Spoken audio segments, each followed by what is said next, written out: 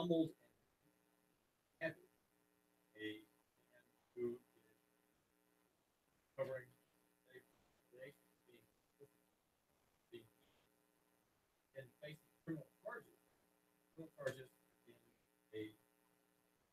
facing criminal charges in a matter held by the district attorney's office, Neil Pinkston. He is his case is being taken before the grand jury, taken there or sent there on December the 16th, a few days before the story broke in the Chattanooga Times-Free Press. I think Zach Peterson is the author, the reporter who brought that. His name is Ben Piazza. And the question tonight before City Council is what to do. What even more importantly before that is what to say, what to consider, how to debate this matter of police officers who one could say are rogue officers, but I would say that Ben Piazza, in his violent actions against his victim, his name is Frederica Wolf, that he is really following policy, though he might be on the edges of it when it comes to the code of conduct and the ethics rules for officer, which have several mentions in a code of ethics and also in a code of conduct internal to the department. There's also a second document which I have a copy of, which I did not look at this morning, that touches on the respect for the citizen. There's quite a bit of language which you would think would safeguard people like you, my listener, in the so-called public from any of the 500 so-called sworn officers who serve Mayor Andy Burke and whose authority is exercised, paid by taxpayers at the behest and at the control of City Council. City Council has authority over the purse, a $72 million budget for a very large, very, very large department in what I would suggest is a hugely over-policed city, with the victims of the policing trade being the commonest sort of people, of which I would count Frederica Wolf as an example. He's an example, not in a way that's is a fault, but as an example of all of us. We're all commoners. We all have our own lives, our own pleasures that we're pursuing, and we do not take up questions about asserting our rights, defending our rights, because our rights are not being abused, right? And so most people are not equipped to defend themselves as he could have. He could have defended himself better than he did orally and in his dealing with the officer. But it seems as though the siege upon him, which took place in the space of a single minute. There were two videos that were posted by the TFP.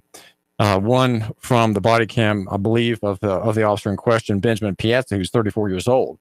And in that 1 minute, there was a rollout of all the power, all the tempest that policing brings to what they call the civilian world. We are the civilians. They are the military, the occupiers, if you will. They are a military organization in a peaceful and tranquil city, a city which prides itself on being one of creators, and one where there is tranquility, there's service, there is innovation. We have a tech sector. There's a small renaissance in the local capitalization sector as well. And among 170,000 people in an area of about a quarter of a million, there are many innocent, harmless people seeking their livelihoods, seeking their families, their pleasures. And then we have the exception to the rule. That is to say, the indicator arrows are all pointing in the same direction. You might say down river, but there's one indicator arrow pointing in the other direction, brightly burning hot red, and that is policing. Policing as a trade, as a business, the policing industry. It is, in fact, a state-based industry. And the heroic figure at the moment is Benjamin Piazza. He's age 34, born August 6, 1985. He began his job about 5 years ago on January 11, employee number 70792. Now, I'll say employee number just to make you realize one thing, that police officers are simply city employees. They are employees of city government. They serve Mayor Andy Burke, a kind of a technocrat, Democrat lawyer with a sketchy personal history, who is the mayor who won handily re-election with a massive spending program on the internet with delightful high-end advisors, young Democrats, all techies, bringing his campaign in a tidal wave of digital messaging and absolute control over Facebook and searches in that mayoral race. Employee number 70792 is Benjamin Piazza. He's paid, just so you know the details, he's paid according to the paperwork I looked at in a 50-page file of the tedium connected to his employment. He's paid in federal currency, and he's paid $34,118 annually. His W-4 employees withholding form and allowance certificate indicates that he's married. That was signed January 4, 2013.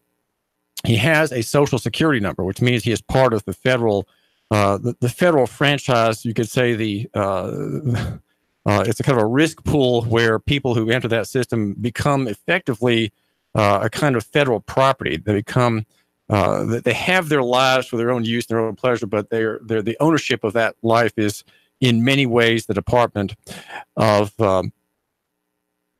Commerce. In a sworn statement, he swears that he resides in the state of Tennessee.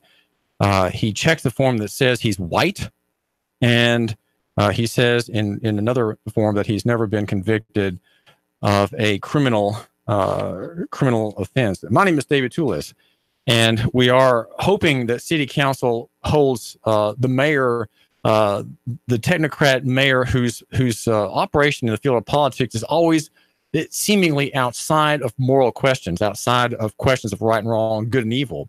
If things are done, they're done for a kind of glossy and marketing reason. Though there are things that he does care about, which are true ills that may be partly redeemed by state or government or city government intervention.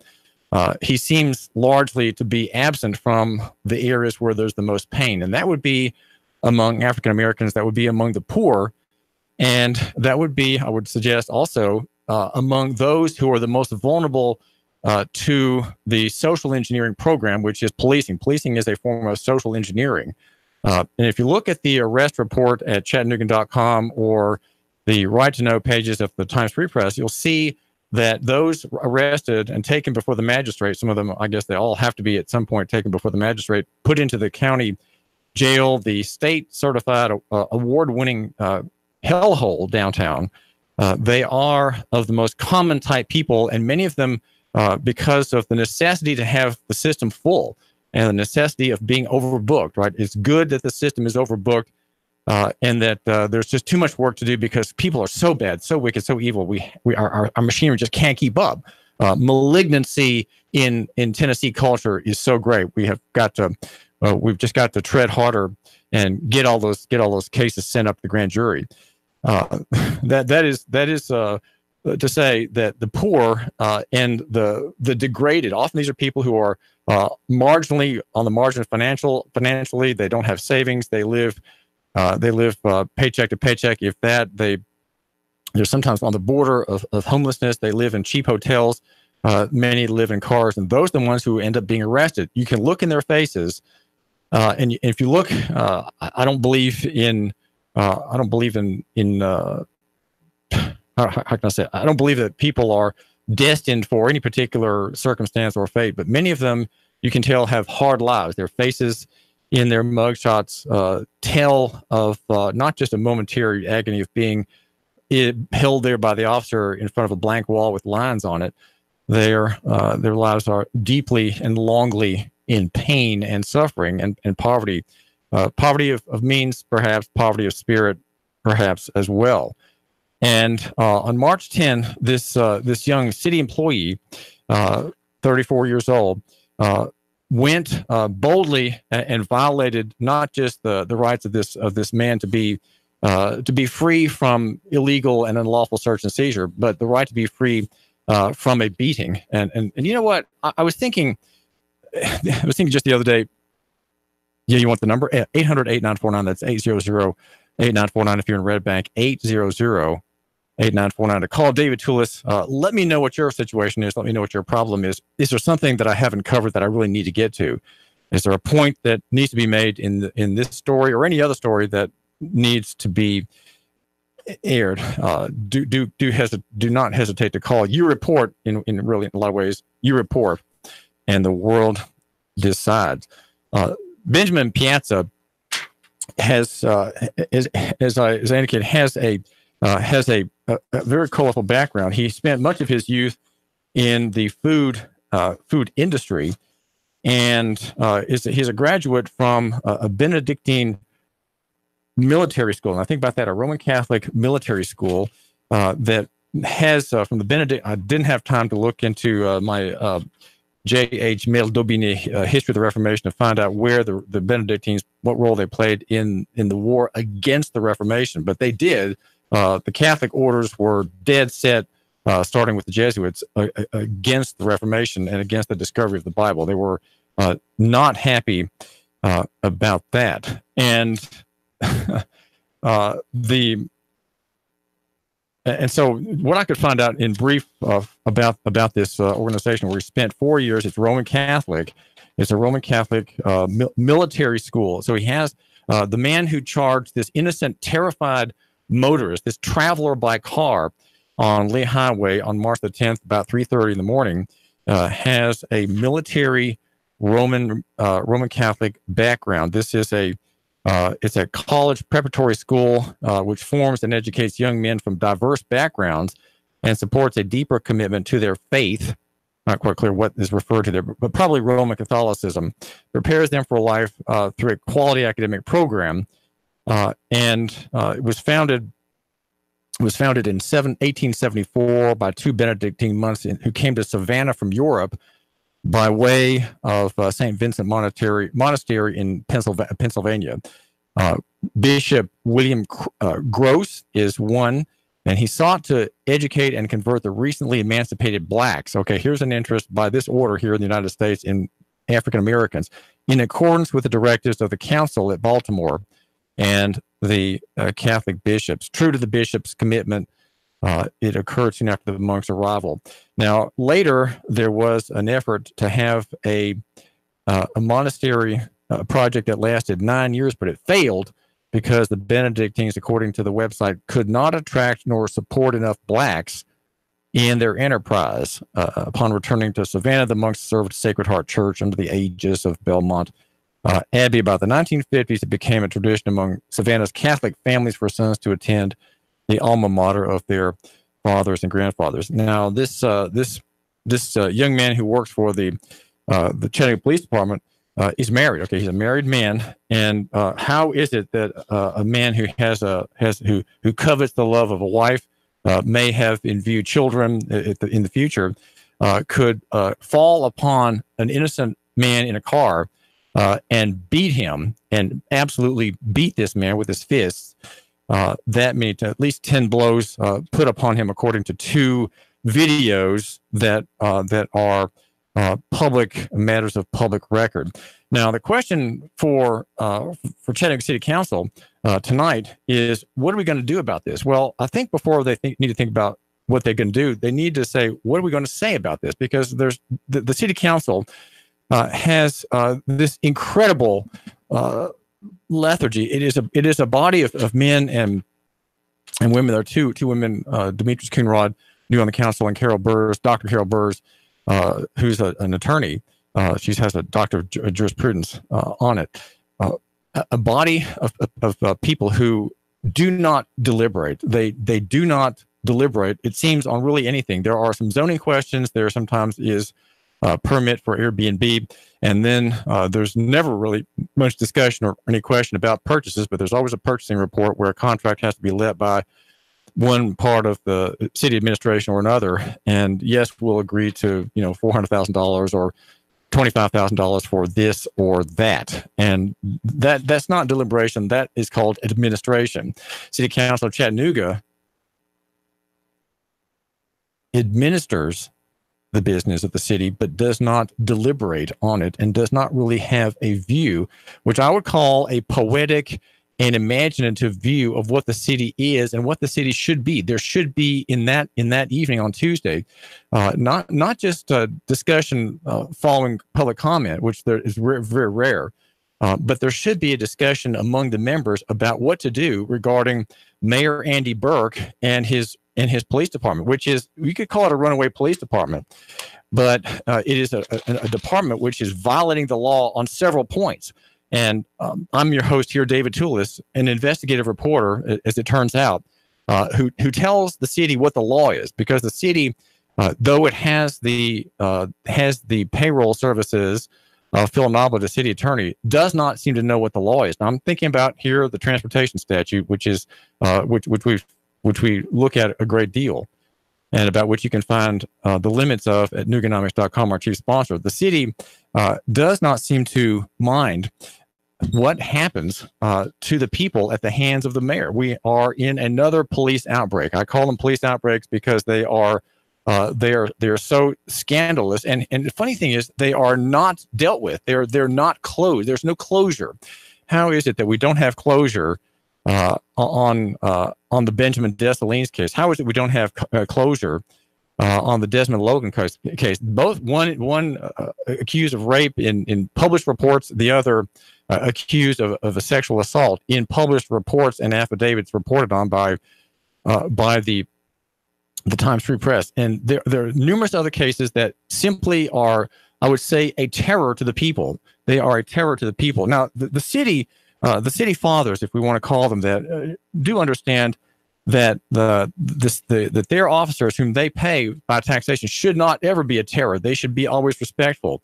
The code of conduct for the police department has in one statement regarding prisoners and all suspects shall be treated in a fair and humane manner. Once you're under arrest, you are effectively a prisoner. Okay, and the moment the blue lights come on, according to State versus Raspberry and State versus Garcia, you are under arrest. Okay, you are effectively a prisoner the moment the lights come on, and that's what happened to this man, Federico Wolf. Well, he should have kept his mouth shut. He should have kept his mouth shut.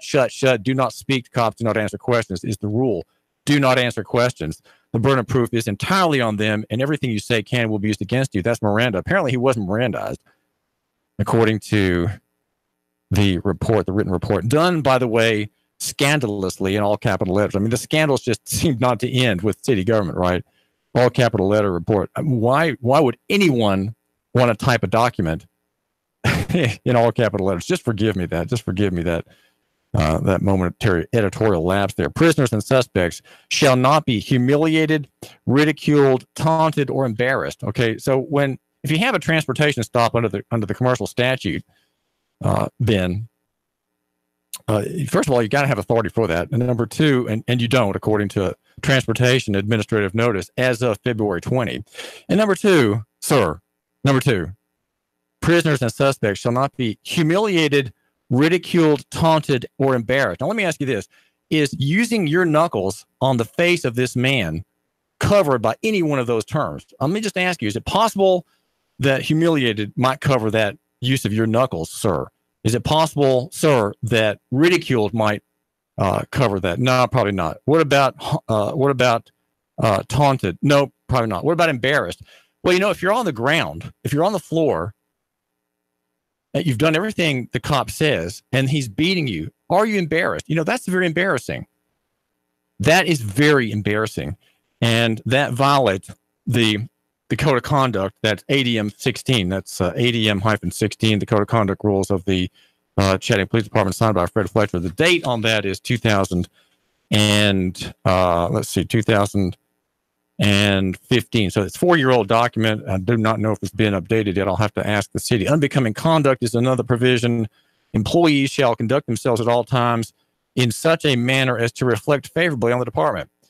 Does the city council know this? Is anybody on the city council looked up these rules? This is the lever of authority for the members of the council. This is the document upon which they should look to determine whether or not the city is being humiliated and embarrassed itself. Conduct unbecoming a public employee includes conduct that is unlawful or bring the department into disrepute.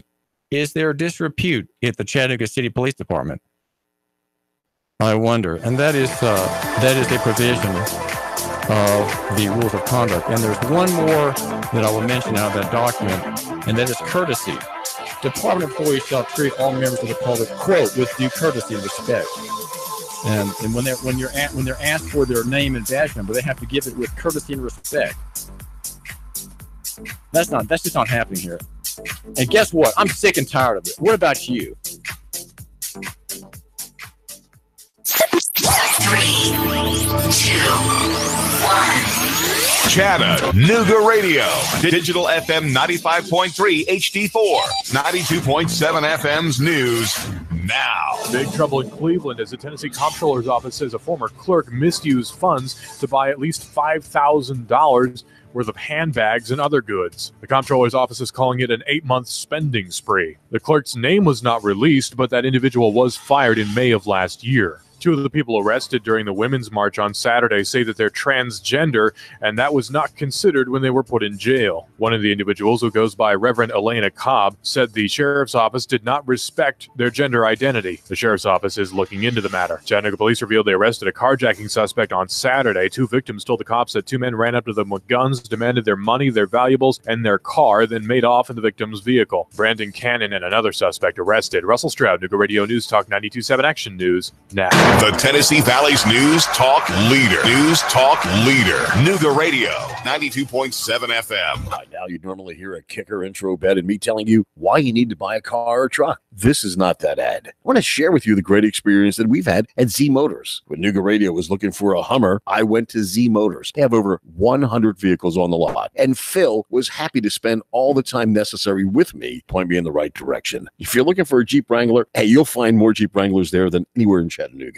Pre-owned cars, a slew of Audis, BMWs, from a 1934 Ford truck to a 2017 Volt, a Volkswagen Jetta, and a 2018 Tundra. Plus, they can find any vehicle you're looking for. You're not going to find a big fancy showroom. See, those costs that the big dealerships are added to your purchase price. You want to call Philip at 423-240-8869. That's 240-8869. On Facebook, just search Philip Clark, Sales Manager for Z Motors. It's Philip Clark, Sales Manager for Z Motors. Z Motors. They're right on the corner of Hickory Valley and Shellford Road, in front of Chattanooga Wine and Spirits. And don't forget to say hi to Rhonda, the pretty McCall at the front desk. AJ Sports Bar and Grill, a female-owned bar since 2016. Let me tell you about AJ's. She takes this bar business serious. She has the most amazing food you'll ever get in a sports bar. It's not your typical sports bar. It's got 1-inch steaks. It's got nachos, chicken tenders. And the best thing about AJ Sports Bar and Grill is her wings. These wings are amazing. 16 different draft beers on tap. 10 other draft beers in bottle. She has dozens of TVs for every sport that you could ever watch. Let's talk about wings. They have the most amazing wings that you have ever eaten in all of Chattanooga. This sports guy highly recommends you go to AJ Sports Bar and Grill, get the wings, and say you heard this on the Sports Guys. AJ Sports Bar and Grill is located on 6238 Bonnie Oaks Drive in Chattanooga.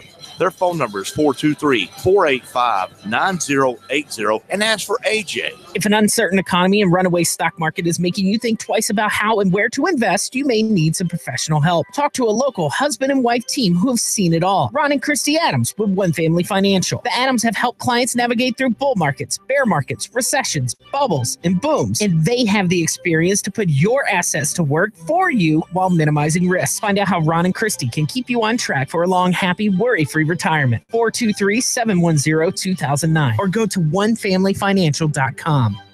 As a small business owner, you know that running a business is no easy task. You're in the office and on your third cup of coffee before most even roll out of bed. That's why you need office equipment and solutions that help keep your business running smoothly. The experts at RJ Young provide office technology that ensures your business's network stays efficient and secure, so you can focus on what truly matters, growing your business. To discover how RJ Young can help your small business grow, visit rjyoung.com/smallbusiness. Nooga Radio, Chattanooga weather.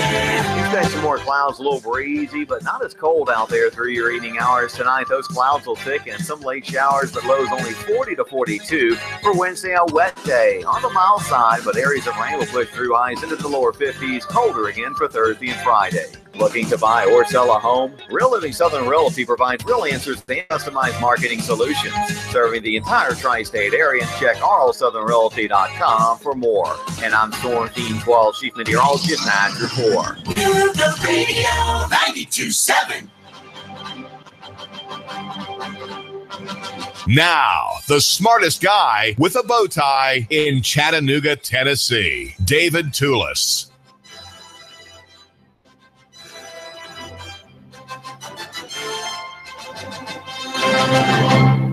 I love it. The routine of near is better than far, small than big, and simple than complex. And then in footnotes at 5-point top in Helvetica font, the neutral font, the Swiss font, non-aggressive, pacific, peacemaking, agreeable, amicable, full of amity, familial. That's what the Swiss is all about in that font. Doesn't make decisions, doesn't make commitments, doesn't take steps. It is kind of neutral and kind of in abeyance, right? That's the Geneva and Helvetica font family. In that font, you'll find in the details, personal is better than corporate, and physical is better than abstract. Go to my GoFundMe page, The David Toulis Show, and support my work so I can pay my rent here at Nougat Radio 92.7 FM. We're brought to you by Nouganomics.com, the platform for the man who matters.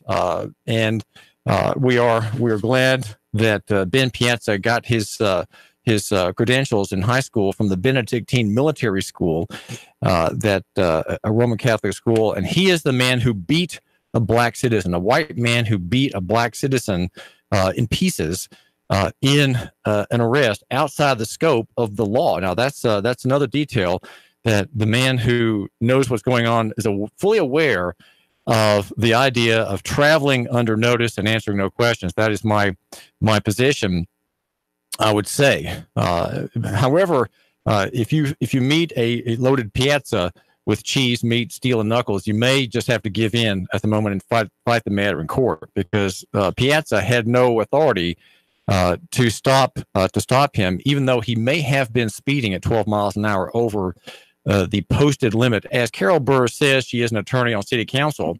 Those posted limits are advisory only, and she knows more than she lets on to knowing, I believe. And after I met her to discuss my police powers reform notice to city government. City government is under a notice, by the way, and that is that it cannot ignore and must obey Title 55, which is the Tennessee Code annotated volume, which has as that label in golden letters on my green copy, embossed golden letters, vehicles and motor vehicles, and that's those are the use of the road for commerce purposes. If you are in commerce on the road, you are subject to Title 55. If you are a private user, Benjamin Piazza, that man is not subject to that statute. So your gateway to having access to that person to conduct your drug war stop, pursuant to the Nixon administration's war on black people and hippies, it has to be through some of the statute. Your duty was to have asked him, "Sir, are you involved in commercial activity with this car?" That's the question you have to ask. And because your boss has hidden from you this rule, the rule began February 20 with the notice to the city government, because he has not told you about it, and he has not protected you. You are taking from Mr. Your victim, Mr. Wolf, his protections, and your chief, David Roddy, and the mayor, his boss, are taking from you your protections. And those are that you are bound to enforce the transportation statute upon people involved in transportation only, and not other people. And this man was not involved in commerce, as far as we can tell. You should have asked the question, but you didn't. You didn't ask the question.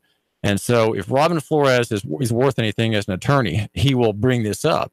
He will bring this up, and he has means by law, to show that you acted in bad faith, as did your whole department, acting in bad faith. And bad faith is poison in court. You always want to be able to say you acted in good faith. And good faith, in your case, would be Ben Piazza that you didn't know about the limits on the statute, and you didn't intend to violate this man's rights. You violated his rights by beating him, okay? But you also violated his rights before that, and that was assuming that the rebuttable presumption about him was true, that he was involved in commerce, when you should have asked him, are you involved in commerce?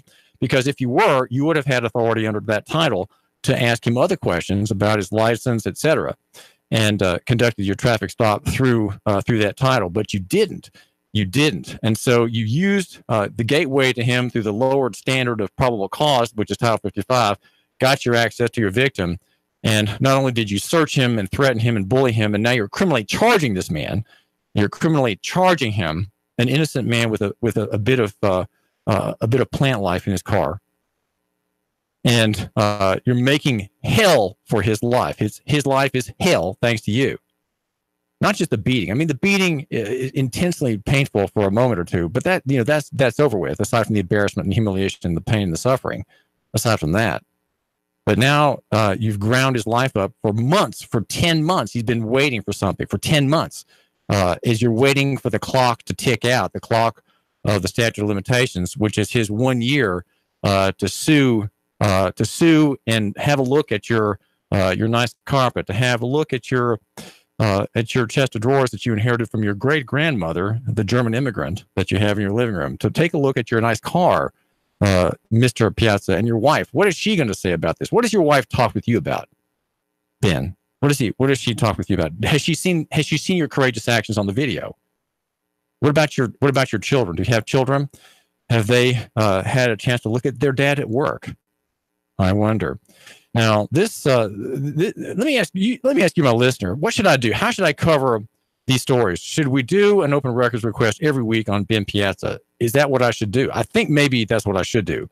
800-8949, 800-8949. How can I help you? What do I need to do to help you, my listener here on the David Tula Show? 800-8949. Christy Gillenwater is the CEO and president of the Chamber of Commerce. And I sent her a quick letter yesterday asking about the Chamber's position. This was a transportation stop, okay? It was a traffic stop. And I'm wondering to her, since it is about commerce and the police are enforcing commercial statutes in this fashion, what does the Chamber of Commerce say?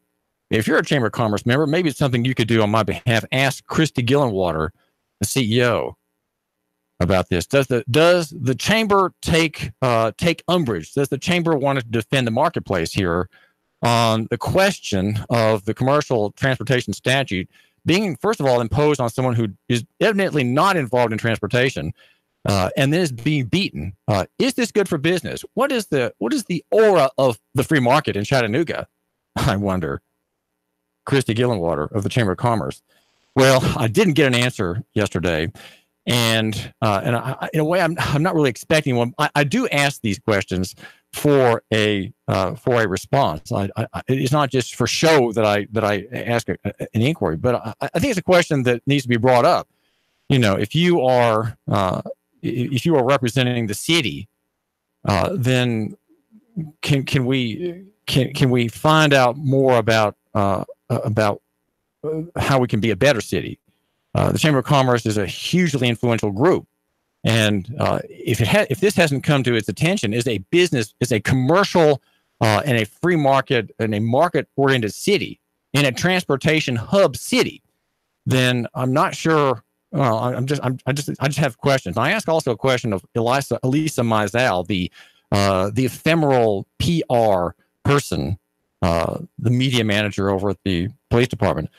And I said, I'm trying to celebrate Martin Luther King Day today. This was yesterday. And I'd like you to come on my show to talk about the beating of this black man by this white officer with a Roman Catholic military training. I'd like to find out more about that. And I also said this. I said, should other people in Chattanooga be concerned about being stopped by officers in your department after dark? Because this happened at 3:30 in the morning. And then I said, should they make a point of traveling to a well-lit corner store or gas station to avoid being injured by someone impersonating a Chattanooga police department officer? And somehow it seems that maybe this Benjamin Piazza, age 34, married, In his youth, he worked in numerous fast food restaurants, according to his employment record. Is that something that we can consider? In other words, first of all, unmarked car is bad, but then also in a marked car. I mean, marked cars seem to be impersonating police officers too. And Elisa Mosdell, do get back to me about that. I would really appreciate hearing from you. Now, I also had time this morning to look into the manual on the use of force, where if we understand what this is about, there's a recognition in the manual itself that policing is a form of threat. Police officers, dressed up as they are as military people with their weapons, their armor, and in their regalia, right? They're the costume of law enforcement, if you will, are by their mere appearance in a room, they represent force, compulsion, threat, fear, and terror. Now, terror is, you think it's going too far. Well, no, it's not. It's actually in the use of force manual at ADM 5. This is an 11-page order that Fred Fletcher, the former chief, filed before he fled Chattanooga. And he says that there's a reference to non-deadly force. Okay, so there's deadly force, and then all other force is called non-deadly. So how would you like to be in a restaurant, and at the next table there are two officers enjoying a brew too, and their mere presence is, quote, non-deadly force? Well, there is a sort of bureaucraties here in the usage. It's its own language with its own vocabulary and its own sort of stilted artificial categories. Officers shall use only a minimal amount of force that is reasonably necessary to accomplish their lawful purpose. So that's a sentence in this manual. An officer shall, except in exigent circumstances, use only equipment and or techniques for which he or she is trained and certified by the department. Now, was this officer, Benjamin, certified to use his fist as a weapon? And does he have the certificate for it? Like I have here in front of my Facebook view, his certificate of graduation from the Benedictine Military School. Does he have likewise a certificate showing that his fists are a proper use of, properly certified? Now, there is that's only half a question, half in jest. In non-deadly force situations, so notice you have these negative categories. The non-deadly force situation. So, in other words, the concept of deadly force is always there, even if it's a non-deadly situation. You see what I'm saying? It's not a peaceful and pacific and cordial relationship. You have an officer who strides into a restaurant and says, "Hey, Joe," across the counter. Well, guess what? That's a non-deadly police encounter. Okay, that's how they view it. It's always death is always their death. The idea of terror, right? And why think? I'm just thinking now, not just about the profanity, the F-bomb thrown 4 times in 1 second, the weapon drawn and aimed at this man. Think about that, aimed at a man for a commercial stop. This is in commerce, in the logistics center of the South, second to Atlanta. That is Chattanooga, a logistics and transportation and trucking semi-capital, mini capital of the South. And these transportation stops have the gun drawn and the F-bomb dropped and the S word dropped in there for added color to avoid monotony in a single minute. Think about that, in a single minute. In non-deadly force situations, the use of force shall generally begin with the officer presence, okay? The officer's presence is non-deadly force. So you think I'm exaggerating. The police have built this system up, and this is a little peak. This is a light on the dark and deep background of policing. Whenever possible, police officers shall employ a progression of force commonly referred to as the use of force continuum, according to the manual. And the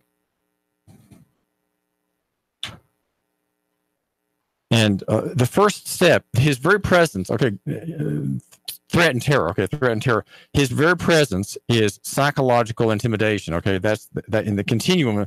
His very presence is psychological intimidation. That is by design. Okay, these are not accidents. This is by by design. Now, the name is David Toulis, and today we're going to look about purification. Purification is something that we want the city council to take part in, and also we want there to be in the first step of the city council. Just let me make the suggestion here on the David Toulis Show, 800-8949. That's 800-8949. The purification of the police department would begin by baby steps. And this is David Toulis. And if you're going to call my show, the number to call is 423-800-8949. The David Toulis Show. And if you're calling me on my cell phone, do call the proper number, and that's the studio line, and that is 800. It's 423-800-8949, 800-8949 to get on the David Toulis Show. And I can't answer my cell phone during the show, obviously, but the number to get on the show is 800-8949. We're talking about purification, and what we want to have is a purification of this department. And the first step would be for City Council to say, Mayor Burke, we'd like to have a report for you next week on the police department. We want a report from you personally. Please come. We're not summoning you. Of course, we're just asking you. We're asking you, put a little pressure, City Council, on the mayor's department. Now, on the mayor's branch, right? You represent the people. The problem I think that the City Council has, if you have a City Council member, is that he or she joined the council thinking he was representing you, but the council member has made a mistake, and he's actually representing the city to you. The council represents the city to you. And the number to call my show to get on the David Toulis Show is 423-800-8949. Call the David Toulis Show at 800-8949. And we are a talk show. I'm here every day at 1 o'clock. We are the Sean Hannity station, the CBS news station, and we have Jeff Stiles in the morning. Jeff do appreciate your calling. And this is David Toulis. What is on your mind? Hey, this is Clark Culver in Savannah, Tennessee. Clark, yes, sir. Thanks for calling. Yes, thank you. Well, we are Clark Culver. You're a water department director in 2 cities, one in Tennessee and one in Mississippi. Now, tell my listener just briefly about your longtime concern about fluoride in the water, sir. My biggest concern is that it is a hazard to handle. It etches concrete, etches glass, and it gives a lot of problems to us in the field and in the operations of our plants. And I just don't personally like it. I don't like handling it. It is very hazardous. It comes to our plants, and it has a skull and crossbone on the side of the trailer because it is so hazardous. And if you touch it, it will burn you and it will hurt you. And I know that dilution is never the solution. Why is that? I mean, the adding of this. Just because, go ahead. Just because it's diluted does not mean that it is not harmful. It still is very harmful. Even if it is a poison, then it is a poison, regardless of how you dilute it in water. Now, fluoride, which we have in Hickson Utility District here in the Chattanooga area, and I think Tennessee American Water Company uses fluoride. Those are the sad standard in serving the American population, but there are exceptions, and we are talking with Clark Culver, who took part in supporting one bright spot in the Chattanooga area for fluoride, the work of Northwest Utility District, led by David Collett. This was July in 2016. I think you were here for the vote on that, Clark Culver. Yes, I sure was. I was there for the vote, and I had helped with that. Well, tell my listener what the board did and why it's important for people outside the Northwest Utility District service area to hear about. Well, what was unique about that particular board was because of because of his work, the board actually took it upon themselves to study and research fluoride on their own. Now, you don't mean David Toulis. You mean Clark? You don't mean David Toulis. You mean David Collett. Yeah, David Collett. I'm sorry. The general manager. David Yes, sir. Collett, because of his leadership, they did their own research. They studied the effects of fluoride, and they really done some homework. And that is an exception to most boards on the water utility, because most of them don't ever research it very much. And he inspired them to do that, and they did. And once they read the literature, they knew that they needed to err on the side of caution. Now they became concerned themselves. Now, fluoride, quickly, fluoride is an industrial waste product, right? What industry does it come from? Yes, it is an industrial waste. It is a caustic acid type material. It's hydroxylic acid and hydrofluorosilicic acid. It comes from. It's actually taken from the flumes of the fertilizer industry. They clean it out of the flumes from the fertilizer industry, so it's a byproduct, and it should be disposed of, but it's not. It's being reprocessed and sent back out as a product. This is David Piazza, and we're talking with Clark Culver, who in Middle Tennessee, who runs two water utilities, one in Tennessee, one in Mississippi. Clark Culver, thank you so much for joining us today. Thank you for the call. Appreciate it. Thank you. Have a great day. Yes, sir. My name is David Piazza, and we're going to find out more about Soddy Daisy and the blessings there brought to them by Northwest Utility District, a fluoride-free district. David Piazza. 3, 2, 1. Chattanooga Radio. Digital FM 95.3 HD4. 92.7 FM's news now. A 28-year-old Whitwell woman was killed, her small child injured when she crashed into a tree on Highway 28. Traffic investigators say Fallon Taylor was not wearing a seatbelt, her child, though, uninjured. The child was in a car seat, which most likely saved her life. She's been hospitalized, her mother pronounced dead at the scene. He was on TBI's 10 Most Wanted list. Now he's behind bars. James David Robinson, wanted on murder charges, was arrested Sunday in connection with an October 2018 murder. His alleged victim's skeletal remains were found by hunters on Benton Mountain. The remains belonging to Jacob Moore, a second suspect, was arrested earlier. And work is set to begin on Chattanooga's new electric vehicle plant this spring. The first vehicle is supposed to roll off the conveyor belt in 2022. Volkswagen announcing plans to break ground on the $800 million plant as soon as possible. Val St. John for Nooga Radio News Talk 92.7 Action News Now. Sean Hannity, weekday afternoons from 3 to 6 p.m. on Nooga Radio 92.7 FM. Nooga Radio 92.7. Nooga Radio, Chattanooga weather. Expect some more clouds, a little breezy, but not as cold out there through your evening hours tonight. Those clouds will thicken, some late showers, but lows only 40 to 42 for Wednesday, a wet day. On the mild side, but areas of rain will push through highs into the lower 50s, colder again for Thursday and Friday. Looking to buy or sell a home? Real Living Southern Realty provides real answers and customized marketing solutions. Serving the entire tri-state area, check rlsouthernrealty.com for more. And I'm Storm Team 12 Chief Meteorologist Matt Report. Nooga Radio 92.7. Where can you find exotic surroundings, fine dining, and a taste of Italy tucked away in Chattanooga? On Highway 58, you'll find Portobello's. They serve up food just like Mama used to make, but without the extra helping of guilt. Portobello's has fresh homemade pasta and signature dishes sure to please, bringing you back for more. Just like Mama, the folks at Portobello's are always happy to see you and always happy to meet your friends. Call ahead for delicious takeout or just show up for their amazing Portobello's menu. Portobello'sChattanooga.com. Chattanooga's home for the finest Italian food.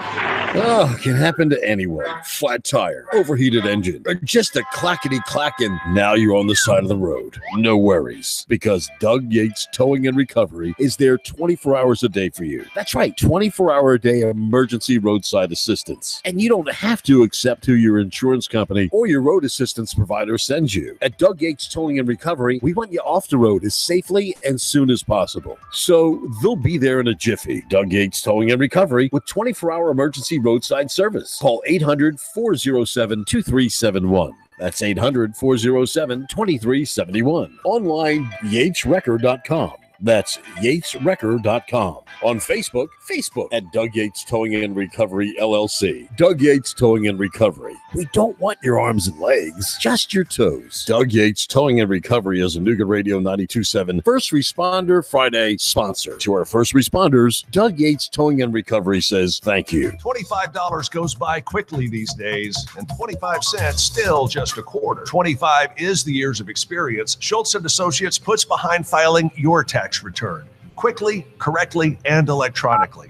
Schultz & Associates. I'm Jeff Chapman. Every year, the IRS has new rules about filing your taxes, and this year, it's no different. It all can make filing a little confusing. The professionals at Schultz & Associates can answer your questions. Multiple incomes, circumstances involving your children or family, income from rental property. You can find the answers at Schultz & Associates. Call 899-1130. Arrange for an appointment to work out the details of your tax return. Schultz & Associates, 6310 Bonnie Oaks Drive, halfway between Highway 153 and I-75. Baseball sluggers often wear the number 25, or 25 is a full MLB roster. Just happens 25 is also the years of experience Schultz & Associates puts behind filing your tax return quickly, correctly, and electronically. Schultz & Associates, 899-1130. The first responders. These are the men and women who put themselves in harm's way for us. And here at Nooga Radio, we want to do our part to say thank you. On Nooga Radio, every Friday is First Responder Friday. This Friday, we salute Chief Charles Dude Harris of the Highway 58 Fire Department for going above and beyond in the line of duty. If you see Chief Harris, tell him thank you. We'll honor a first responder with a thank you gift from Nooga Radio's community partners. If there's a first responder you'd like us to honor, go to NoogaRadio.com and submit your nomination. First Responder Friday, sponsored by Doug Yates Towing and Recovery, Mad Philly, New York Pizza Department, and Nooga Radio. Martin Truex Jr. is off the pace and he is headed to the pit lane. Elliott Powers around the outside. Michael McDowell pops the right front tire. Here's Martin Truex to the bottom. Blaney blocks him off too. Meanwhile, Chase Elliott went 4 wide on the back straightaway. They're side by side for the lead. Hear it live on Chattanooga's official NASCAR radio station. Nooga Radio, 92.7 FM, 95.3 HD4. The voice of NASCAR.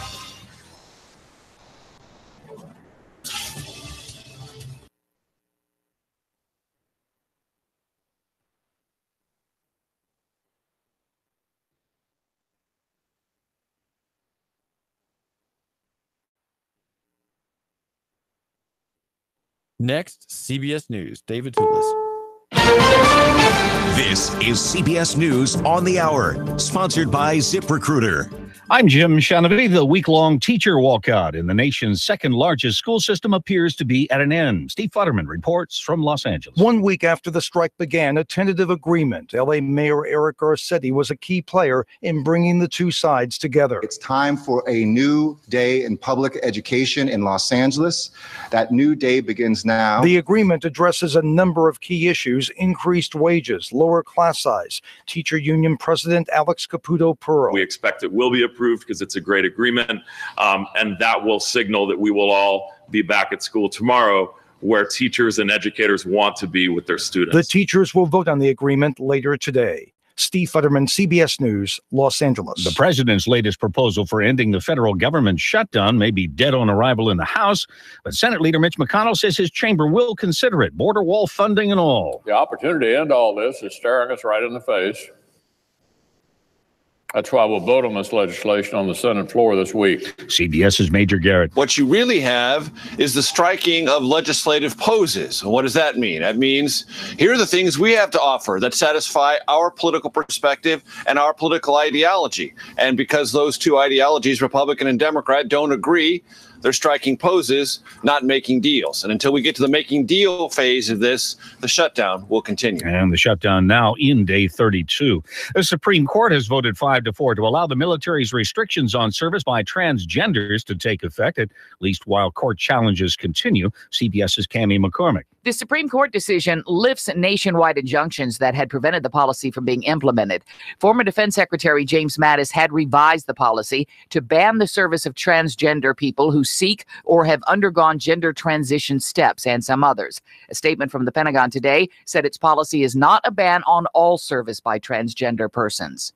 The High Court will also be considering challenges to New York City's restrictive gun laws. Legal analyst Thane Rosenbaum. The last Second Amendment case before the Supreme Court the 2008 Heller decision, established a constitutional right to keep guns in one's home, but only for self-defense. The New York City gun law at issue here prevents transporting that same gun to another home or anywhere outside the city other than to nearby shooting ranges. Another bitter cold day in parts of the Midwest and Northeast, but not for long. CBS forecaster David Parkinson. Yes, it's cold today, but it's not nearly as cold going forward. So by the time we get to tomorrow, we're above freezing. On Wall Street right now, the Dow is down 368 points.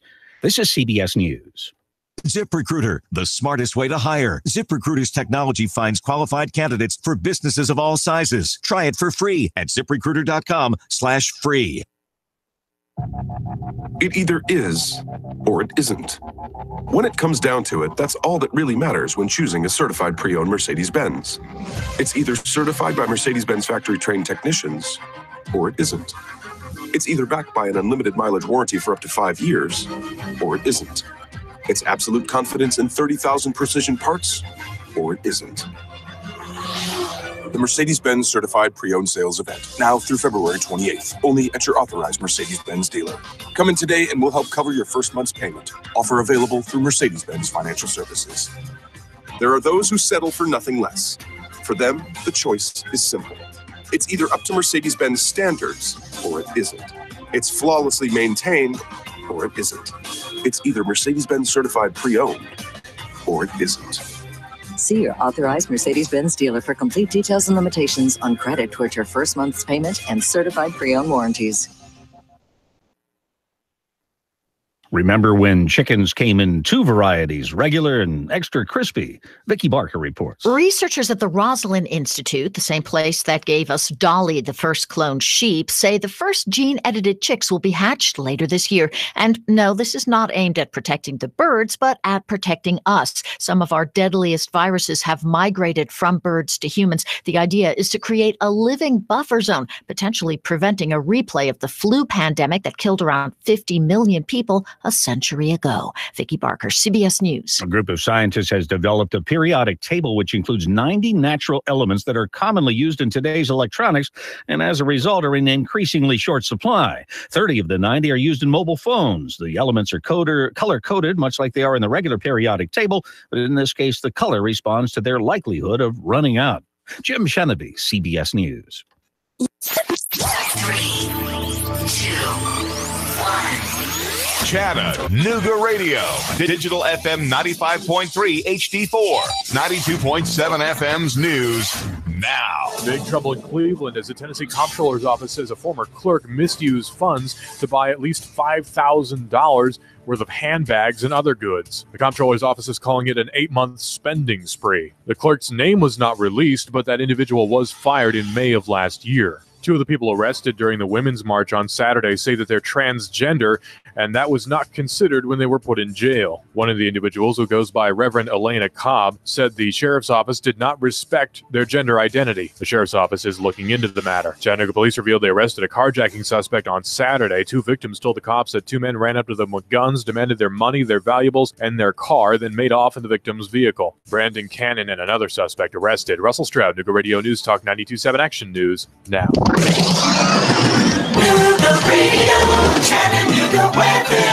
Expect some more clouds, a little breezy, but not as cold out there through your evening hours tonight. Those clouds will thicken, some late showers, but lows only 40 to 42 for Wednesday, a wet day. On the mild side, but areas of rain will push through highs into the lower 50s, colder again for Thursday and Friday. Looking to buy or sell a home? Real Living Southern Realty provides real answers and customized marketing solutions.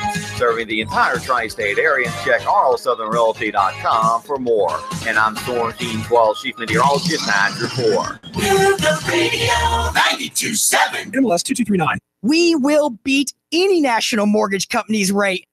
All day, every day, guaranteed. I'm Ben Phillips, and a financial analyst acted upon that statement and called his local mortgage company, Home Rate Mortgage, to buy his dream home. We close the loan in 23 days, while the national guys, they usually close in 40.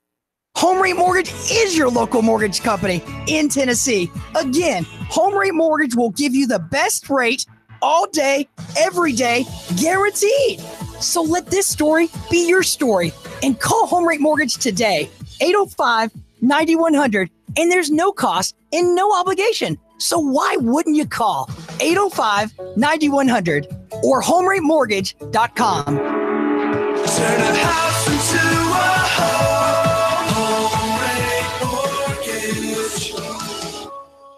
The Mad Philly Sandwich Shop on Shallowford Road across from Mountain View Service Center presents How to Speak Philadelphian and its Southern translation. Hey, forget about it. Hey, don't worry. Just shut up and eat it. Now go eat what's on your plate. Hey, Rose, did you get the shopping cart? Hey, Rose, get the buggy. The Mad Philly Sandwich Shop, just off Route 153 on Shallowford Road across from Mountain View Service Center. It's a good Philly, y'all. The station you hear everywhere. Cougar Radio 92.7. Now, the smartest guy with a bow tie in Chattanooga, Tennessee, David Toulis.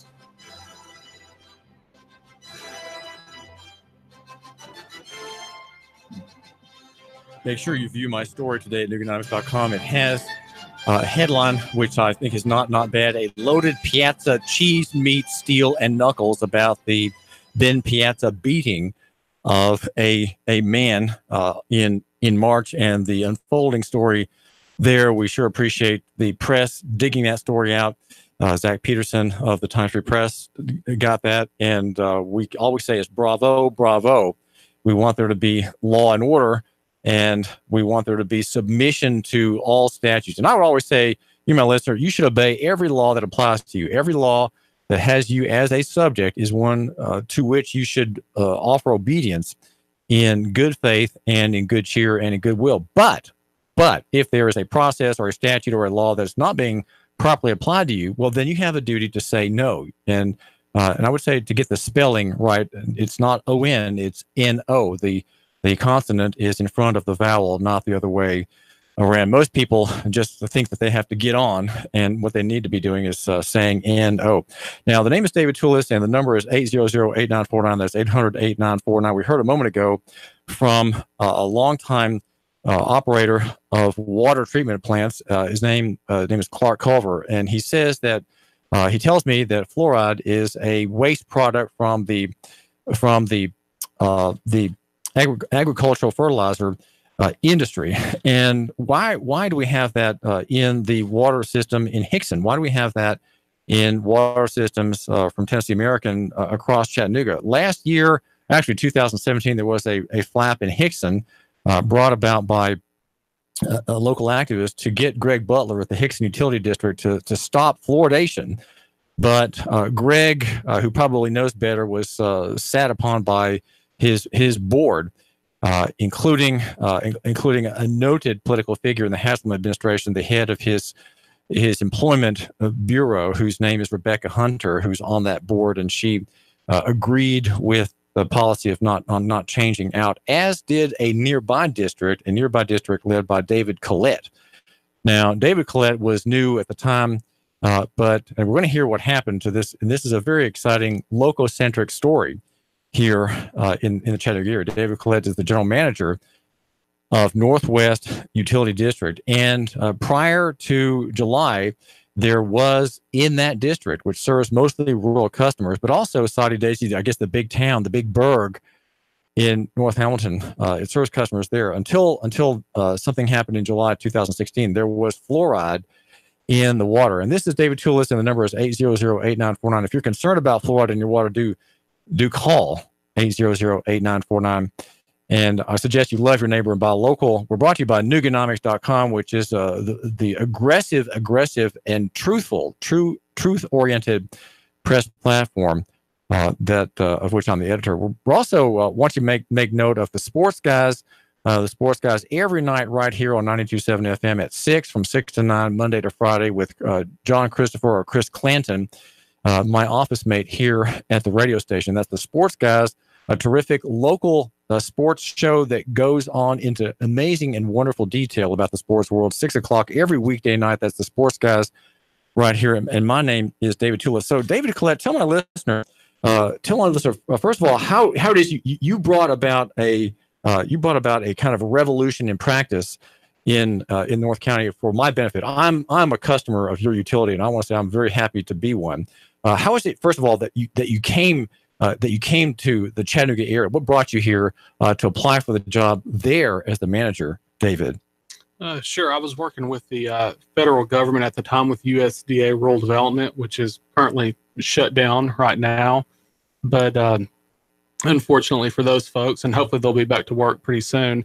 But I've been providing financial assistance for infrastructure projects, so water, sewer, roads, bridges, different things like that. And there was an opening and availability at Northwest Utility District for the general manager position. And so I was approached by the previous manager and several others as far as my interest in serving in that capacity. Was that 2015 that or 14? That was in 2015, yes. And so the board made a decision to hire me on in that position, and kind of took off from there. Well, you got to work pretty quickly on, you made it first, I guess, first of all, you made a survey of the plant. What kind of plant does Northwest Utility District have? How many treatment facilities do you have? How many miles of pipe are involved in this business? Sure. Well, our system comprises of about 275 miles of water lines, and then we cover a footprint of about 270,000 or 270 square miles of surface area, covering Mowbray Mountain, Soddy Daisy, Falling Water, Cell Creek, and those areas. And so we have a water treatment plant in Soddy Daisy and then a water treatment plant in the Cell Creek area. And the combined production of those two plants is right at about 3.5 million gallons a day of water that we finish. How many accounts are there? Or how many customers? And how many accounts and then how many people drink your water? We have currently about 7,800 active customers. And then, typically they use a multiplier of 2.5. So you can take 7,800 and by 2.5. So we're, probably over 16,000 individuals that we are providing safe, potable drinking water to. Well, you took the job in 2015 and you made a survey. Well, what did your survey of the physical plant find, David Collett? So what we were doing, we were kind of in the throes of designing a new water treatment plant at our Soddy Daisy plant.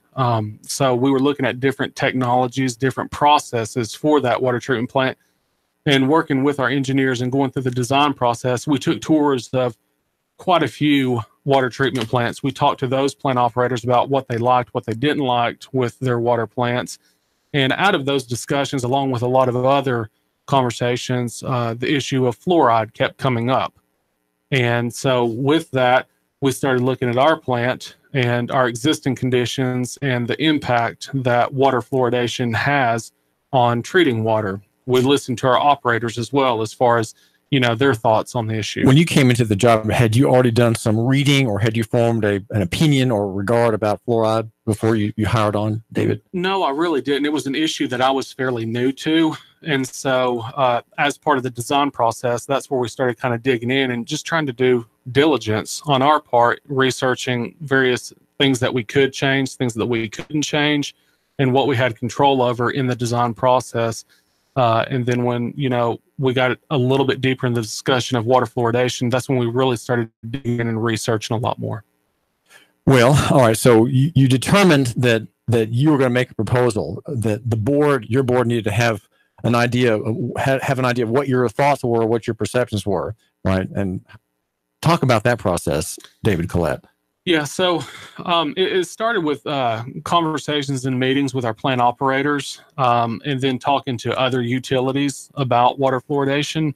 And then we initially kind of started approaching our Board of Commissioners with that discussion and talking to them about it and started feeding them information on the issue.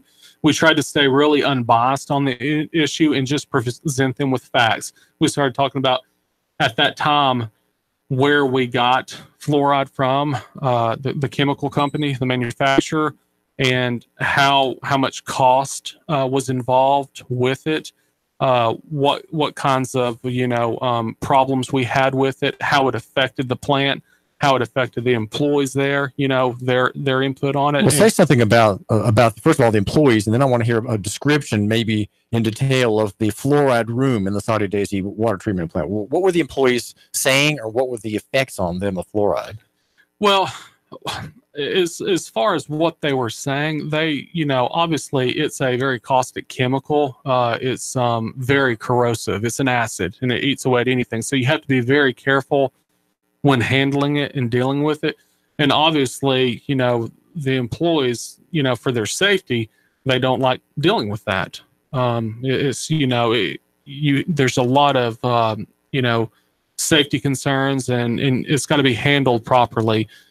Do you have to have a mask on when you're in the same room? Or what are the precautions that you have to take? You do, yes. You need to be, some protective eyewear, mask, and everything, breathing apparatus, and those kinds of things to be protected, from it, and breathing in, those potential fumes and everything.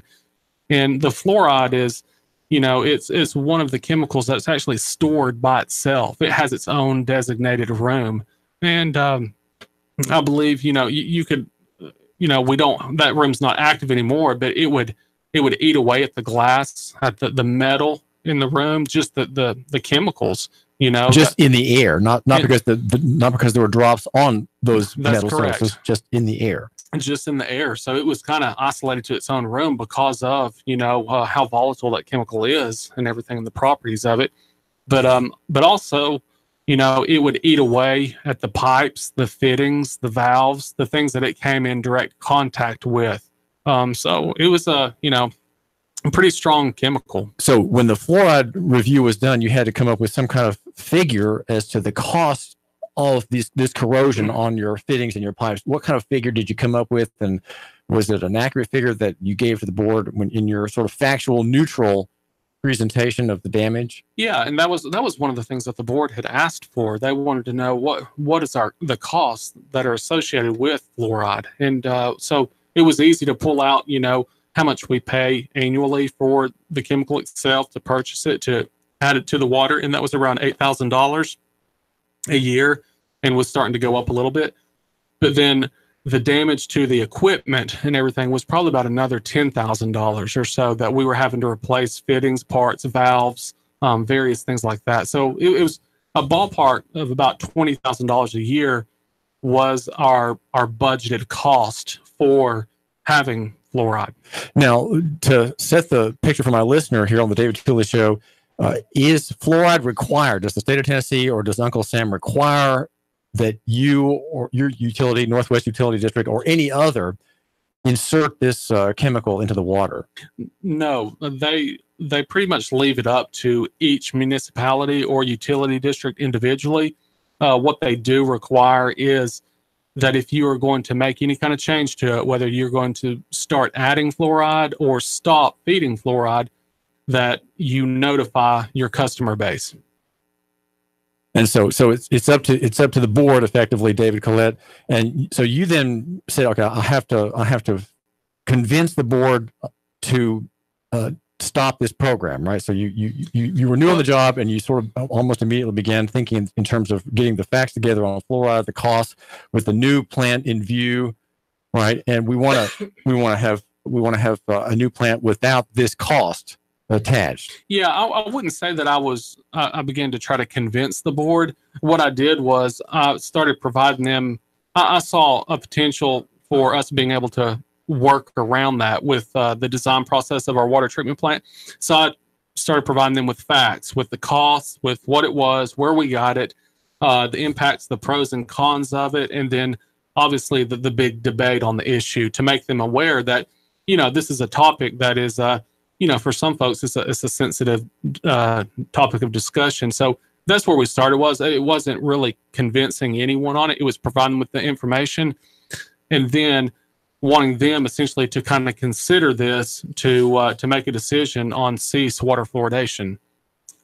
Now, we do have natural levels of fluoride that occur in the water, primarily, that are occurring in the ground.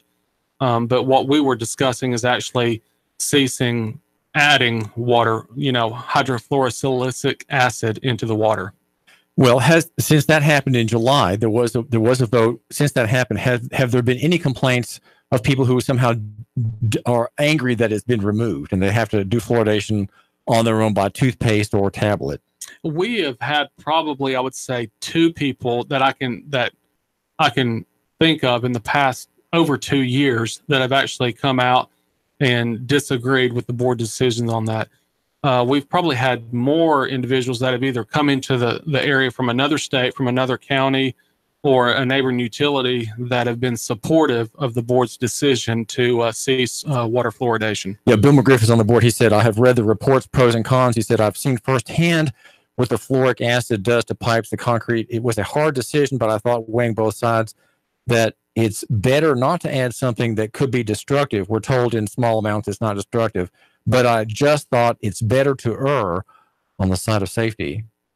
That's correct. Yes. And I think our commissioners did due diligence as far as researching the information. They read a lot of information that was provided by customers and the dental community. And obviously, I feel like they did their part in trying to learn and understand it. And I think that their decision was made. You know, it was an educated decision that was made. It wasn't done in haste either. And my job here, David Toulis, the blogger with the biggest pen at Nuganomics.com, at this time, since I saw a great opportunity for health and prosperity in the purification of the water, I thought, well, let's cover this. Let's cover this story very aggressively, which we did at Nuganomics.com. We got a tour of the Saudi Daisy plant, also a tour of the Sale Creek plant, and with video and photographs. David was very open for me to do that, and so we provided, I would say, a good context for this board to make a decision. And what my goal was in covering this, David, at Nuganomics and also at this radio station, was for the board, as they heard the coverage and heard the interviews or read them, that they would think, well, it's really dangerous to keep on. It's liberal and risky and perilous to maintain the status quo, and it's conservative. It's cautious. It's respectful of the customer to drop this program. Sure. And I think our board, one of the main things that they looked at is if we're not required to do this by state law, then one, why are we doing it? What kinds of financial impacts does it have by doing this? And then what kind of health implications does it have by doing this? And obviously, you know, a lot of the things that they looked at was the research and the impact that water fluoridation has on the existing pipes, valves, fittings, and things. And there's still a lot of research being done on that and the leaching of the fluoride into the water stream. And the pipes and valves of the human body as well. There's a great deal of research that's available there. There are many strong opponents of it, and there are some countries and some cities and districts which absolutely ban the addition of fluoride, David Collett, into the water systems of those areas. That's correct. Some of the, we spoke to a lot of folks from the dental community that had a differencing of opinion on that, but we provided them the same information that we did everyone else. And we did sit down and talk to them and listen to their concerns and their questions and everything. So I don't feel like we were, biased in the decision-making process. Our board was. I think that they treated everyone fairly. And I think, the board's proud with the decision that they made. That money that was being spent on that we didn't see that it was a necessity and that wasn't being required by the state. That money's being invested back into the system with water line replacement programs and a lot of work that's going on right now in the system. We're talking with David Collett of Northwest Utility District. If you want to call in, the number is 800-8949. That's 800-8949. And this is David Toulis. You Report and the World Decides. Brought to you by Nuganomics.com. We're all live on Facebook, by the way. All of our shows are so. Whether it's Marie Mott or Jeff Stiles in the morning, it's all live right here on FB. We're still there. We're still at that behemoth, that establishment media press platform. But you can find us, and it can't control what we say here on the radio, and we are glad to get it duplicated out there on Facebook. So I would say, David Collett, that your courage in this matter is really very much in favor of all the listeners here who are the customers of Northwest Utility District, And I would say that if one is hearing our interview and thinking of moving, think of moving to North County or to some part of the Chattanooga area that is covered by Northwest Utility District, because it is important to have clean water. I feel so much better. I'm relieved, David Collett, in your work, and I want to thank you for it. Well, appreciate that, but I think our board made a big decision, and I feel like we're excited about what lies ahead for the utility. We're a growing utility, and I think some of the changes, the decisions that the board has made, such as water fluoridations, have helped advance the position of the utility moving forward. And I would say that it's a marketing point for Saudi Daisy. If you're thinking of moving or relocating anywhere into the area, or if you're in Chattanooga area and unhappy with the bad water that you're getting from, let's say, Hickson Utility District, think of relocating into the Northwest Utility District area. And David will be glad to serve you and join me as a very happy and satisfied customer of this district, which has decided not to medically treat me and my family with this product, which has a pretended ostensible health claim, a health benefit for the hardening of teeth. It is a kind of mass medication program that these districts have. David Collett, and your board at Northwest Utility District said, we're not going to make medical decisions for our customers. Let them, if they need medical treatment on the hardening of teeth, let them do their own thing, right? You can harden your teeth by application, by pills. You can have toothpaste, all there, boys, right? That's correct. It is. David Collett, thank you for joining me. Okay, thank you. David Twist here. Do think about that. We have a great benefit here. That is clean and pure water. That may be a point on the margin for you, but it could be if you're thinking of relocating or moving to the Chattanooga area. Think North County. Think Northwest Utility District. And someone needs to put the thumb screws on Hickson Utility District to get its act in order now. David Twist, Nigger Radio. 3, 2, 1. Chattanooga Radio. Digital FM 95.3 HD4. 92.7 FM's news now. A 28-year-old Whitwell woman was killed, her small child injured when she crashed into a tree on Highway 28. Traffic investigators say Fallon Taylor was not wearing a seatbelt, her child, though, uninjured. The child was in a car seat, which most likely saved her life. She's been hospitalized, her mother pronounced dead at the scene. He was on TBI's 10 most wanted list. Now he's behind bars. James David Robinson, wanted on murder charges, was arrested Sunday in connection with an October 2018 murder. His alleged victim's skeletal remains were found by hunters on Benton Mountain. The remains belonging to Jacob Moore, a second suspect, was arrested earlier. And work is set to begin on Chattanooga's new electric vehicle plant this spring. First vehicle is supposed to roll off the conveyor belt in 2022. Volkswagen announcing plans to break ground on the $800 million plant as soon as possible. Val St. John for Nooga Radio News Talk 92.7 Action News Now. Nooga Radio 92.7 Action Sports Now. Darren McFadden arrested on DWI after falling asleep in a fast food restaurant chain drive-thru. He was taken into custody early Monday morning as employees called police at a McKinley, Texas Whataburger about a sleeping man in drive-thru. Rockets agreed to a Carmelo Anthony deal to the Chicago Bulls. Anthony, a 10-time All-Star, will not play a game for the Chicago Bulls, who will either trade him or waive him before this February 7th date. Tennessee is making history, but not the way you want them to make history. The Lady Vols have lost 3 out of 5 games by 2 points, another one by the loss of 4 points. 71% of the Lady Vols come from sophomores and freshmen. Listen to the sports guys on Nooga Radio 92.7. We do local, regional, national sports stories. Everything that matters to you matters to us. Listen to the sports guys. This Sportsman is brought to you by Apollo Hair Systems. I'm Big John Christopher, Nooga Radio 92.7 Action Sports Now. The Tennessee Valley's News Talk Leader. News Talk Leader. Nooga Radio 92.7 FM. Right now, you normally hear a kicker intro bed and me telling you why you need to buy a car or truck. This is not that ad. I want to share with you the great experience that we've had at Z Motors. When Nooga Radio was looking for a Hummer, I went to Z Motors. They have over 100 vehicles on the lot. And Phil was happy to spend all the time necessary with me, point me in the right direction. If you're looking for a Jeep Wrangler, hey, you'll find more Jeep Wranglers there than anywhere in Chattanooga. Pre-owned cars, a slew of Audis, BMWs, from a 1934 Ford truck to a 2017 Volt, a Volkswagen Jetta, and a 2018 Tundra. Plus, they can find any vehicle you're looking for. You're not going to find a big fancy showroom. See, those costs that the big dealerships are added to your purchase price. You want to call Philip at 423-240-8869. That's 240-8869. 240-8869. On Facebook, just search Philip Clark, Sales Manager for Z Motors. It's Philip Clark, Sales Manager for Z Motors. Z Motors. They're right on the corner of Hickory Valley and Shallowford Road, in front of Chattanooga Wine and Spirits. And don't forget to say hi to Rhonda, the pretty McCall at the front desk. $25 goes by quickly these days, and 25 cents still just a quarter. 25 is the years of experience Schultz & Associates puts behind filing your tax return quickly, correctly, and electronically.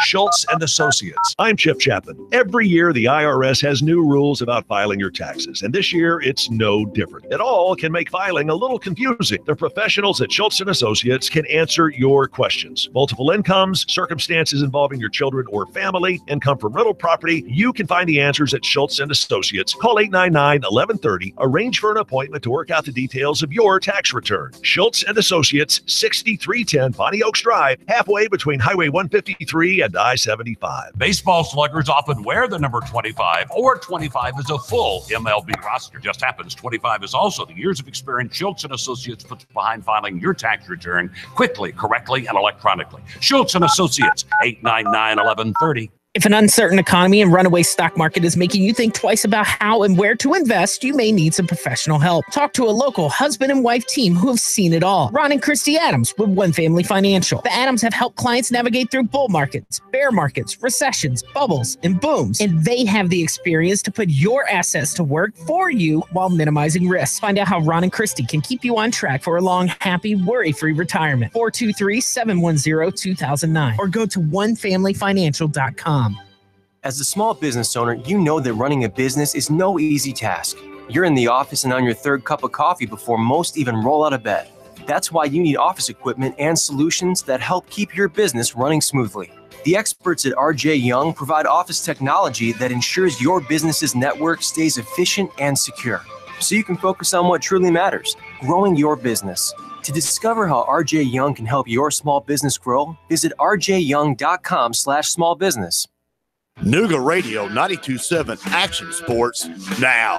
Darren McFadden arrested on DWI after falling asleep in a fast food restaurant chain drive-thru. He was taken into custody early Monday morning as employees called police at a McKinley, Texas Whataburger about a sleeping man in drive-thru. Rockets agreed to a Carmelo Anthony deal to the Chicago Bulls. Anthony, a 10-time All-Star, will not play a game for the Chicago Bulls, who will either trade him or waive him before this February 7th date. Tennessee is making history, but not the way you want them to make history. The Lady Vols have lost 3 out of 5 games by 2 points, another one by the loss of 4 points. 71% of the Lady Vols come from sophomores and freshmen. Listen to the sports guys on Nooga Radio 92.7. We do local, regional, national sports stories. Everything that matters to you matters to us. Listen to the sports guys. This Sportsman is brought to you by Apollo Hair Systems. I'm Big John Christopher, Nooga Radio 92.7 Action Sports now. Nooga Radio, Chattanooga weather. Expect some more clouds, a little breezy, but not as cold out there through your evening hours tonight. Those clouds will thicken. Some late showers, but lows only 40 to 42 for Wednesday, a wet day. On the mild side, but areas of rain will push through highs into the lower 50s. Colder again for Thursday and Friday. Looking to buy or sell a home? Real Living Southern Realty provides real answers and customized marketing solutions. Serving the entire tri-state area. Check rlsouthernrealty.com for more. And I'm Storm Team 12 Chief Meteorologist Matt Report. Nooga Radio 92.7. Now, the smartest guy with a bow tie in Chattanooga, Tennessee, David Toulis.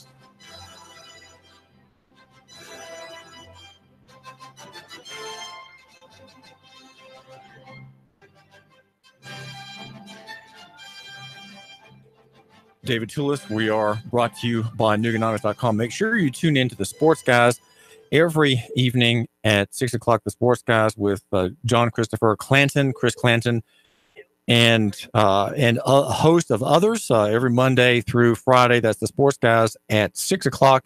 And if you are free before lunch, make sure to not miss our wonderful and amazing Marie Mott. Marie Mott, the activist with a gigantic heart, with God's grace flowing out from it upon all those in the city. She is a remarkable person and an excellent host here.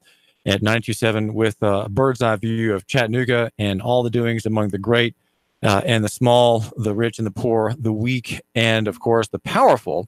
The powerful are the people we draw, who draw our notice, though we would rather look at other things. The powerful, especially when it comes to their beating people such as Federico Wolf, drawing our eye askance from better and more useful things to discuss. I'd much rather be promoting the marketplace. I'd much rather be dealing with small business, talking about capitalization, entrepreneurship, and having my attention given over to how can you, my listener, be more prosperous.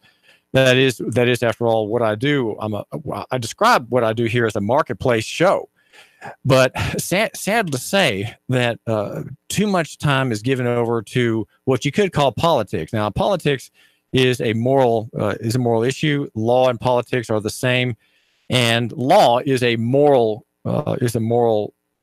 issue. All laws are questions of good and evil. All laws, whether they be ordinance or U.S. codes or Tennessee codes annotated, all laws are a claim about what is right, true, good, and holy. Okay, that is what law is about. So when you talk about politics, you're talking about law, and then also in the American version of that, who should be the people writing laws, right? We need more laws. We need new ones. And so do you want your Democrat candidate to write the laws, or do you want your Republican candidate to write the laws? Or maybe your Libertarian, who's probably going to sit there with his arms folded around his chest and say, his mouth is shut, and say, we're not writing any more laws. Just cut it out, guys. Cut it out. Let's delete some laws. How about? That's what the Libertarian or the Constitution Party candidate or office holder would be saying. And the name is David Toulis, and I find myself distracted in my Toulesian fashion with my bow tie askance. I find myself distracted by things that are not productive. They are abuses by the mayor, Mayor Andy Burke, continuing string of abuses by the only department in Chattanooga that has complaints routinely leveled against it. Do you hear complaints about the transportation department? When's the last complaint you heard of the internal affairs division of the transportation department run by Blythe Bailey? Are there so many of those complaints that he can't come on my show? I'm wondering. I mean, I'm not sure why anyone would think that there should be or there would be. They're not. There simply are not. The complaints against the government of the corporation of City of Chattanooga Incorporated are almost exclusively, with hardly a single exception, aimed at Mayor Burke, or the mayor's office, and his executive function, which is the police department. And we're thinking about the fine police work of Ben Piazza, and on that point, I'd say he is a Piazza, a loaded one, with a kind of a mafiosi style touch.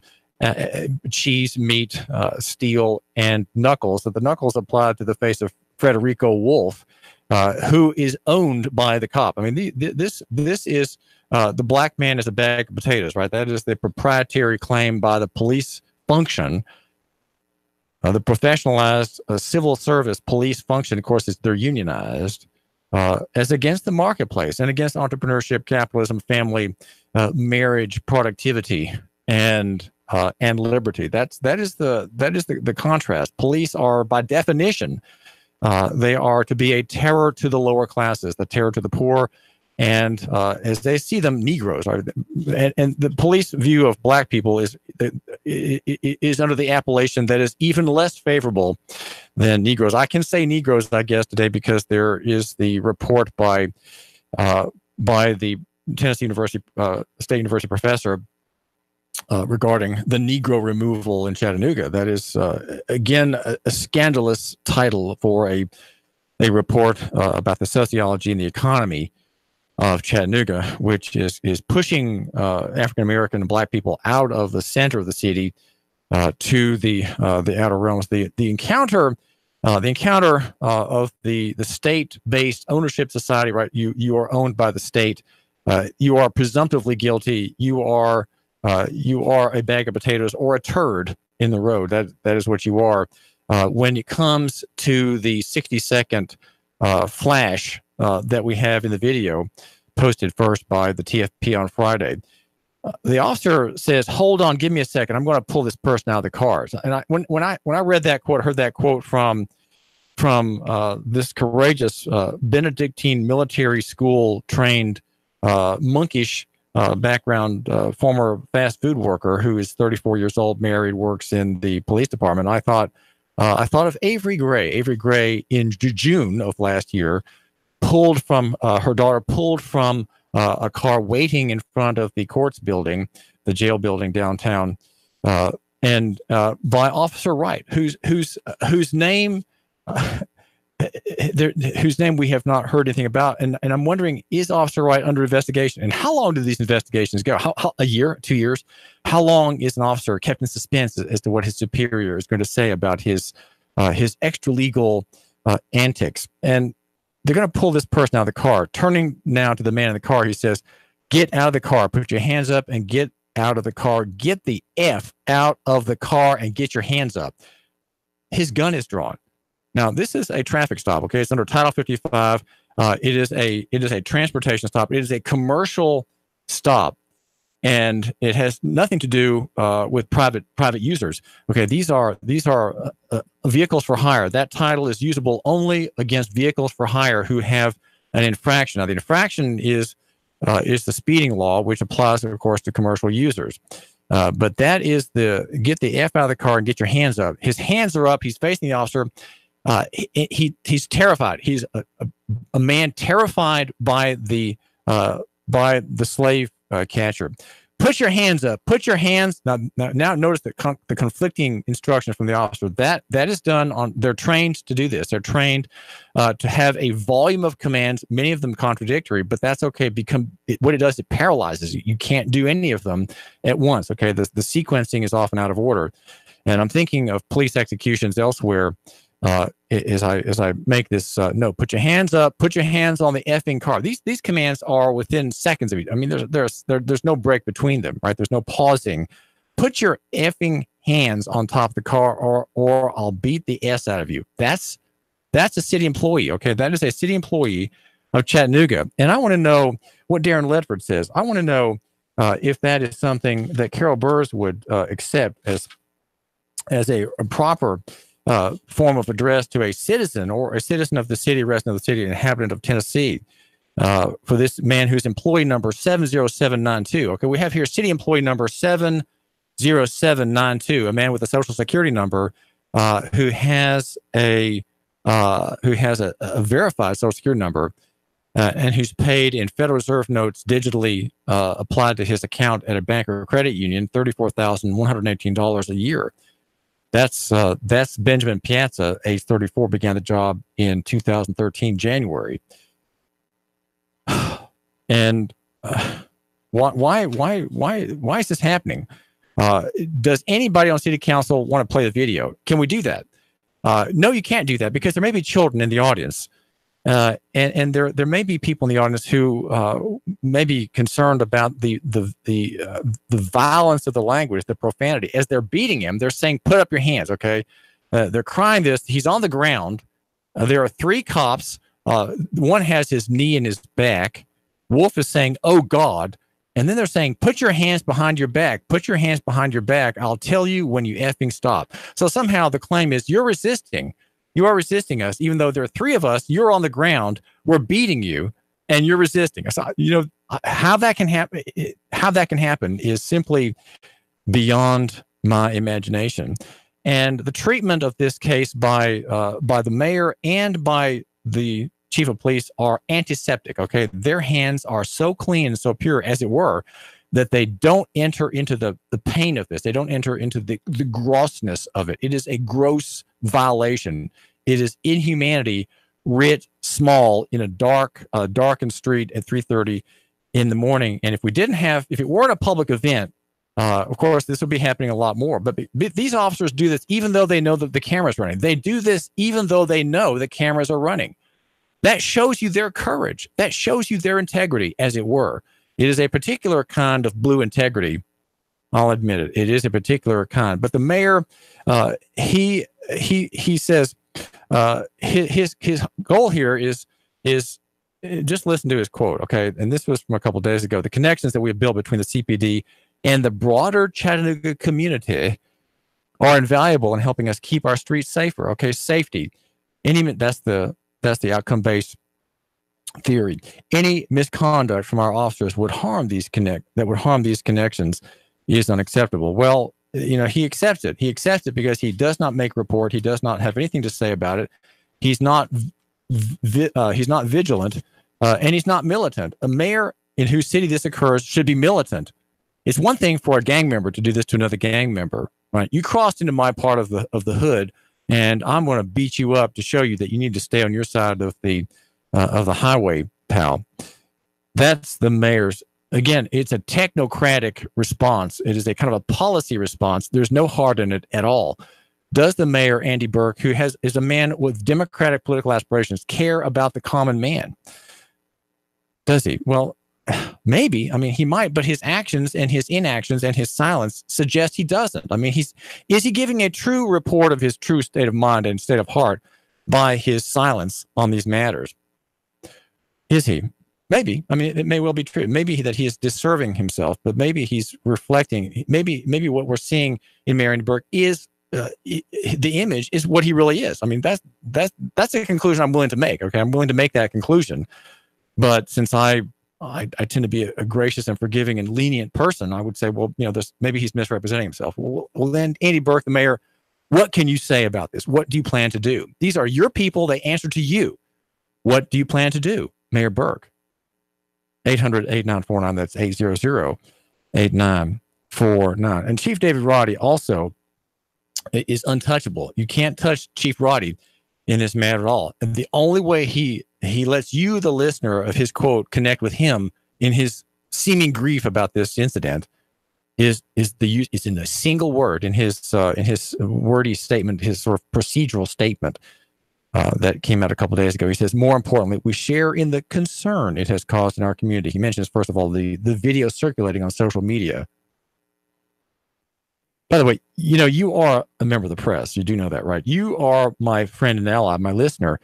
And if you have a smartphone, you are there making a record of anything and everything that we need to hear about and see to bring about a reformation in Chattanooga. Reformation, first of all, I would say, in these violent, aggressive military departments in the city.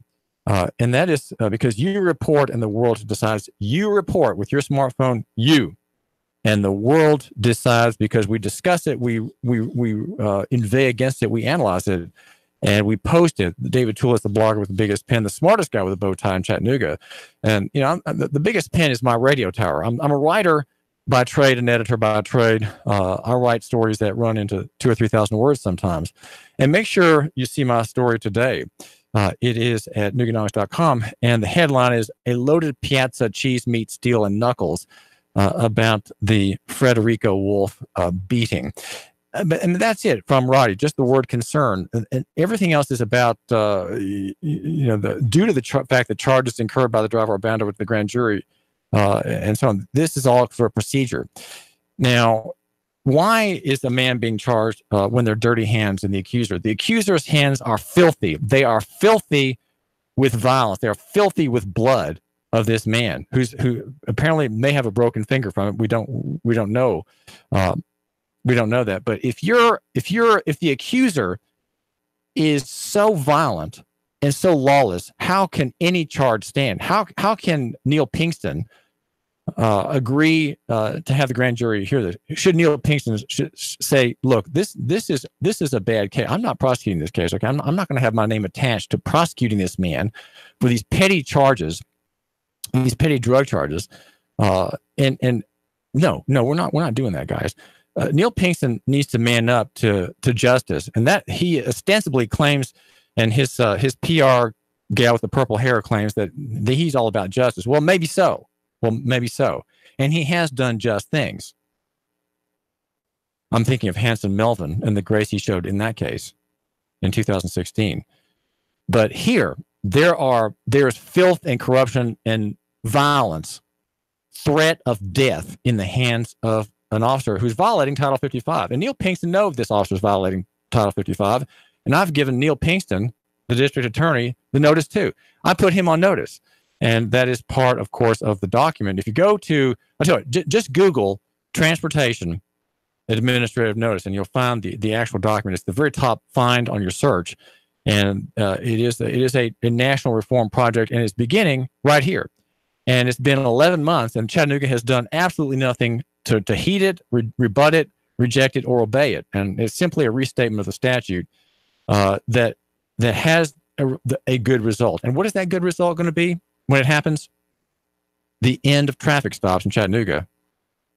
That's it. The end of traffic stops in Chattanooga, except as against vehicles for hire. And that would be cabs, that would be delivery trucks, that would be semi-tractor trailer trucks, that would be ambulance services, hauling services, construction vehicles such as dump trucks and cement mixers, logging pole trucks, Uber drivers. They're covered under state regulation, and all other use of the road for hire where your principal place of business is the road itself. Those are the people subject to Title 55, and that's it. That's it. Why does Mayor Andy Burke, who pretends to care about black people, who pretends to care about poor people, who pretends to care about the vilified, the weak, and the vulnerable, why does he not obey the law? Think of the capital that he would create for himself as a national, potentially national figure. Think of the potential political capital if you do something courageous and say, you know, in my administration, we're going to decide, we're going to obey the law. We're going to obey Title 55 and its limits. We're going to fully obey Title 55 and its enforcement authority over commercial traffic, trucks, okay, shipping.